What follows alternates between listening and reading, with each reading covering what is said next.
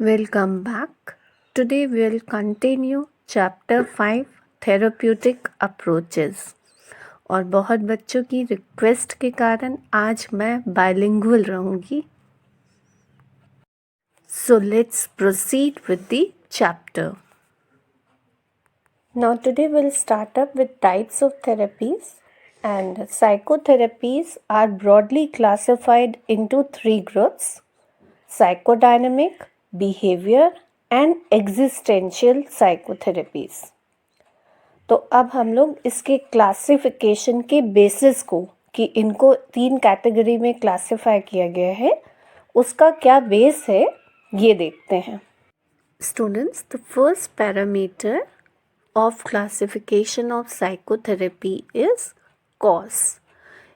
हर psychotherapy में, चाहे वो साइकोडायनेमिक है या बिहेवियरल है या एग्जिस्टेंशियल है, cause of the psychological disorder is different.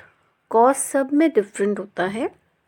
तो सबसे पहले हम देखते हैं साइकोडायनेमिक साइकोथेरेपी में what is the cause of psychological problem.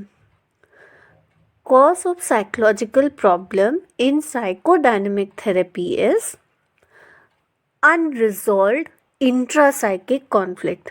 आप लोगों ने चैप्टर 2 में फ्रॉइड का डिस्क्रिप्शन पढ़ा होगा, and you must have studied that Freud has told that cause of the disorders, psychological disorders, lies in the conflict that occur between id, ego or superego.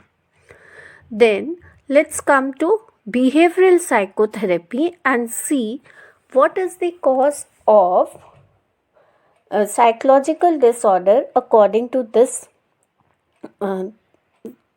psychotherapy. It is faulty learning. जो भी हमारी गलत learning हो जाती है उसके कारण भी हमें साइकोलॉजिकल प्रॉब्लम्स फेस करनी पड़ती हैं. And the second point in this is cognition. Cognition यानी कि हमारा थिंकिंग पैटर्न. अगर हमारा सोचने का तरीका ही नेगेटिव होगा तो इससे काफ़ी साइकोलॉजिकल प्रॉब्लम्स होती हैं. In existential psychotherapy the questions about the meaning of one's life and existence, that is who am I, is the cause of psychological problem. Now I proceed to the second parameter, that is how that cause came into existence. ये कहाँ से आया कि for example let's talk about psychodynamic psychotherapy first. Cause इसमें था intra psychic conflicts. अब ये कहाँ से उत्पन्न हुआ? What was it's source? The source was unfulfilled desires of the childhood. हमारे चाइल्डहुड के कुछ डिज़ायर्स रह जाते हैं, उसके चक्कर में उसके कारण we face psychological problem. This is all due to, according to Freud only. Okay, you had studied this in chapter 2 in detail. Then we come over to behavioral psychotherapy. इसमें अगर हम cause की existence के बारे में बात करें तो that lies in faulty conditioning pattern. जैसे कि पेरेंट्स की रियरिंग प्रैक्टिसेस ऐसी हो जाती हैं जिससे बच्चे कुछ गलत चीज़ें सीख लेते हैं और उसके कारण गलत धारणाएं, थिंकिंग पैटर्न या बिलीव्स बना लेते हैं जिसके कारण साइकोलॉजिकल प्रॉब्लम्स होती हैं. Then will talk about existential psychotherapy. In this what happens children is the cause of the problem that come into existence lies in the feeling of loneliness. यानी कि अकेलापन महसूस करते हैं, तभी हम ये चीज़ ढूंढते हैं कि who am I, ये और what is the meaning of life, हम क्या है ये ज़िंदगी. इस सब चीज़ों के बारे में तभी हम सोचना शुरू करते हैं जब हम ये सोचते हैं कि हम अकेले हैं. थर्ड पैरामीटर की अगर हम बात करें तो दैट इज़ ट्रीटमेंट. इसमें अब हम देखेंगे कि साइकोडायनेमिक साइकोथेरेपी में क्या क्या ट्रीटमेंट मेथड्स अप्लाई किए जाते हैं. आप लोग ये कुछ चैप्टर 2 में फ्रॉइड को डिटेल में पढ़ चुके हैं, तो उसमें आपने पढ़ा था कि फ्री एसोसिएशन और रिपोर्टिंग ऑफ ड्रीम्स के द्वारा we treat psychological disorders. Then if we talk about behavioral psychotherapy, in this we use different behavioral techniques of reinforcement that could be positive or negative, as well as cognitive methods to treat the patient. Then let's talk about the treatment in existential therapy. In this, the therapist provides positive, accepting and non-judgmental environment to the individual patient, okay, and then the client is able to express his problem freely. This type of method, ये तरीका अपनाया जाता है existential therapy में treatment का. Now let's talk about the next parameter, that is nature of relationship between the client and the therapist, how it is in different therapy.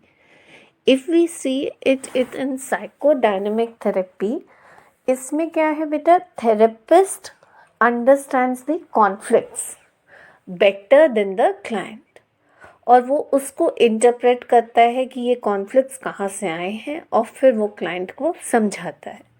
Then if we take up the same parameter in behavioral therapy, तो हम देखेंगे कि इसमें therapist क्या करता है, he discusses faulty behaviour and thought patterns with the client, और ढूंढने की कोशिश करता है कि किस तरीके से इसको करेक्ट किया जाए. और एग्जिस्टेंशियल थेरेपी में सेम पॉइंट्स को डिस्कस करेंगे. तो in this again he will provide a warm and empathetic environment to the patient or to the client, जिसमें वो बिल्कुल सिक्योर समझेगा अपने आप को और अपने आप समझने की कोशिश करेगा कि उसकी प्रॉब्लम्स का कॉज क्या है. ठीक, अब हम देखते हैं नेक्स्ट पैरामीटर, यानी कि chief benefit to the client. Psychodynamic psychotherapy में जो बेनिफिट क्लाइंट को मिलता है वो है एक इमोशनल इंसाइट का. इमोशनल इंसाइट मिलती है जिससे मतलब क्लाइंट अपने कॉन्फ्लिक्ट्स को समझता है इंटेलेक्चुअल लेवल पर और उसको इमोशनली एक्सेप्ट करता है और अपने आप को चेंज करता है ताकि वो कॉन्फ्लिक्ट्स रिजॉल्व हो सकें. फिर अगर हम बात करें नेक्स्ट इसी पैरामीटर को बिहेवियरल पॉइंट ऑफ व्यू से, तो इसमें बेटे इसमें क्लाइंट को बेनिफिट ये होता है कि he learns various methods of adjustment to his environment. और थर्ड थेरेपी में यानी कि एग्जिस्टेंशियल थेरेपी में क्लाइंट को बेनिफिट होता है पर्सनल ग्रोथ का. वो समझता है कि इस थेरेपी से मेरे को अपनी ग्रोथ, अपने को कैसे ग्रो करना है, सेल्फ एक्चुअलाइजेशन तक कैसे पहुंचना है. Then if we talk about the duration children in each of the therapy, the first therapy that is psychodynamic therapy, it is a very long therapy, you know.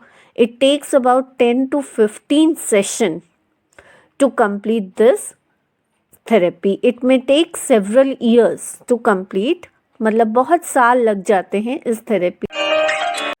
Now we are going to start our next topic, that is the steps in the formulation of client's problem. ये समझिए कि clinical formulation क्या होता है. Clinical formulation refers to formulating the problem of the client in the therapeutic model being used for the treatment. तो इसमें हम problem बनाते हैं जो कि जिस भी थेराप्यूटिक मॉडल को हम यूज़ कर रहे हैं. For example if you are using say behavior model, so we'll make a problem accordingly. Then we will understand. The first step in this is to understand the problem. यानी कि clinical formulation से therapist को problem ठीक से समझ में आ जाती है कि कौन सी प्रॉब्लम से क्लाइंट सफ़र कर रहा है, as well as he understands the area which are identified for treatment. Apart from this उसको ये भी समझ में आता है कि कौन सी टेक्निक्स यूज़ करनी है ट्रीटमेंट के लिए. Okay, and type of the technique which he will be using will depend on the therapeutic system which he is adopting. या जैसे कि हमने अभी थोड़ी देर पहले बात करी थी कि साइको एनालिटिक मॉडल अगर हम लेंगे, then he will be using free association and dream analytical method. Okay, so that will depend on the therapy which he is adopting. That finishes this topic, and in the next video I will be explaining you about behavior therapy.